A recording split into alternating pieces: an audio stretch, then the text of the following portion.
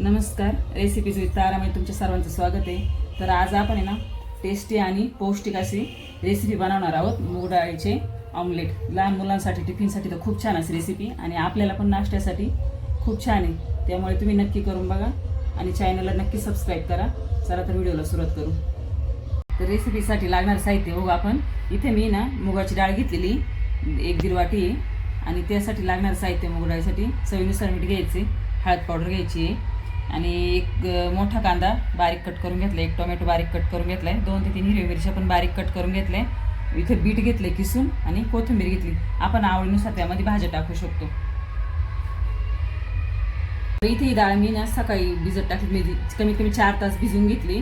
आता ती आपल्याला मिक्सरच्या भांड्यात टाकून एकदम बारीक अशी पेस्ट करून घ्यायची। तर मी आता ही डाळ ना मिक्सरच्या भांड्यात टाकून अशी पेस्ट बनवून आणली। आता यामध्ये आपल्याला ना इनो टाकायचा आहे। यावेळी तुम्ही बेकिंग पावडर पण वापरू शकता। मी इनो टाकू राहिले, अर्धा पाऊच टाकणार इनोचं। आता हे मिक्स करून घेतलं इनो टाकून।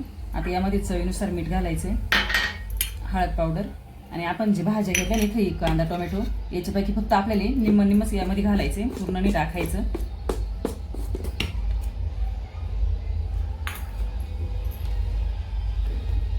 खूप छान अशी ऑमलेट तयार होते मुगाची डाळीची आणि नाश्त्यासाठी लहान मुलांना डब्यासाठी द्यायला पण खूप छान अशी रेसिपी, पौष्टिक पण आहे।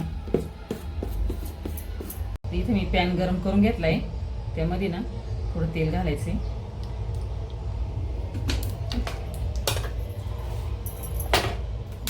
तेल असं फिरून घ्यायचं चांगलं पॅनला। यामध्ये ना आपण जे बॅटर बनवून घेतलंय ते घालून घ्यायचं। तुम्हाला जितकं मोठं पाहिजे ऑमलेट तितकं बॅटर टाकायचं, जास्त पातळ नाही करायचं, असं जाड ठेवायचं इथे। त्याबरोबर ते आपण आता झाकण ठेवू आणि 5 मिनिटं शिजून घेऊ।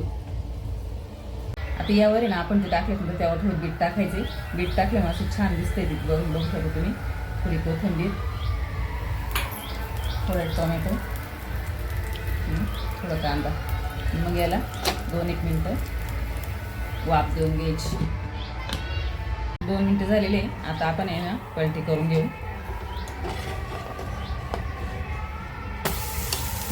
खूप छान असं आहे ना फुगून येतोय तो वरती।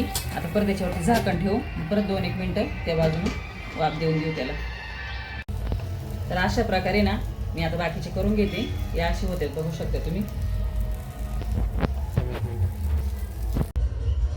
तर अशा प्रकारे ना आपले मुगाची डाळीचे आमलेट तयार झालेले तुम्ही बघू शकता। खूप छान होत्या, दोन्ही बाजूने पण खूप छान अशी भाजली जाते आणि एकदम असे लुसलुसीत आहे। आणि त्याच्यामध्ये आपण आहे ना कांदा टोमॅटो आणि बीट टाकलेले, कोथिंबीर।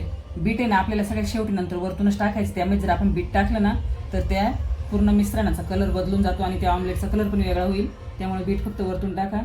तुम्ही पण नक्की करून बघा। तुम्हाला माझी आजची रेसिपी कशी वाटली कमेंटमध्ये नक्की सांगा। व्हिडिओला लाईक करा आणि चॅनलला सबस्क्राईब करा। धन्यवाद।